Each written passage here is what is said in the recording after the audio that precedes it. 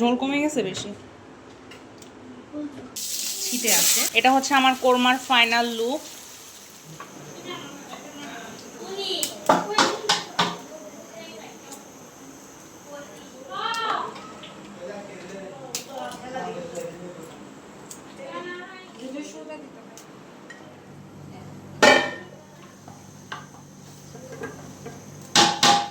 একটু লবণ ছিটা, কারণ ডিমগুলো ভাজতে গেলে সবসময় হয় কি পানি থাকলে ডিমটা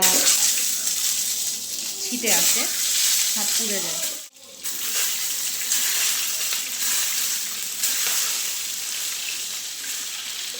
অনেক সময় তেল গরম থাকলে যে ডিমটা প্রথমে পড়ে, এই ডিমের শুষে নিয়ে ফেললে এটা অনেকটাই ঠান্ডা হয়ে যায়।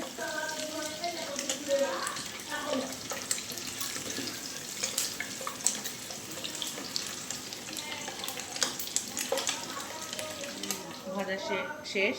পেঁয়াজের জন্য আমাকে আরেকটু তেল দিতে হবে। একটু গোটা আদা ছেঁচা দিয়ে দিচ্ছি, আর ছোট ছোট 3টা তেজপাতা।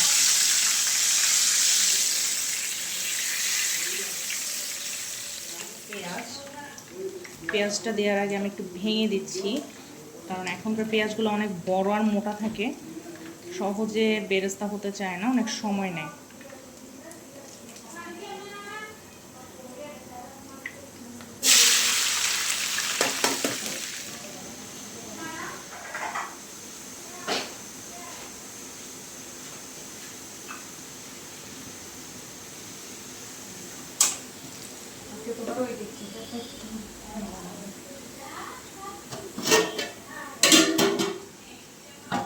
আস্তে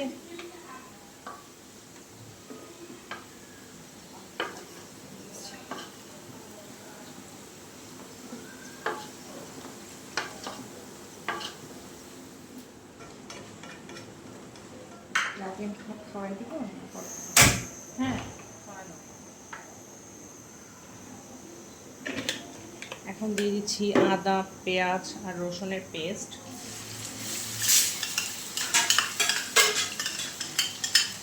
দেখে অনেক বেশি মনে হলো, আসলে এটা অনেক বেশি না, কারণ এখানে পেঁয়াজের পেস্ট সহ আছে। এটা আমি ততক্ষণ পর্যন্ত ভাজবো যতক্ষণ পর্যন্ত আমার বেরেস্তাটা গলে না যায়।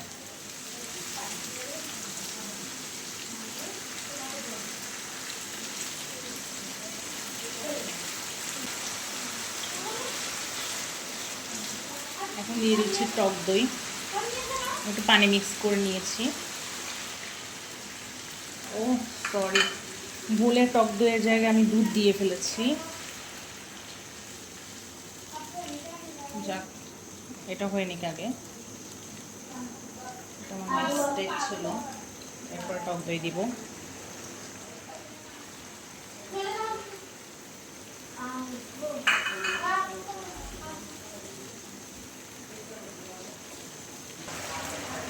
লবণ,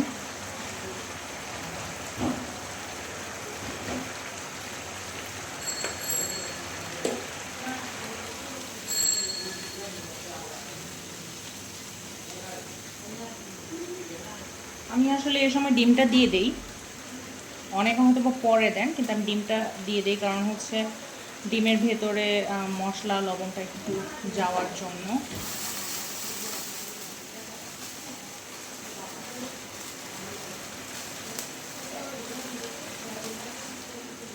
কোরমাটা ভুনা হতে থাকবে, সাথে মশলাগুলোও হতে থাকবে, ডিমের ভিতরে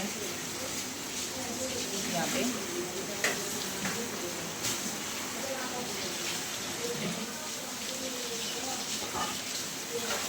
ঢেকে দিন।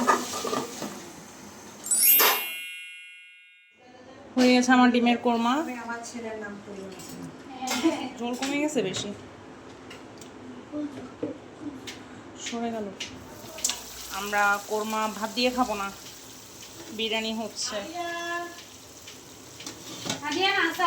চিকেন বিরিয়ানি সাথে কোরমা।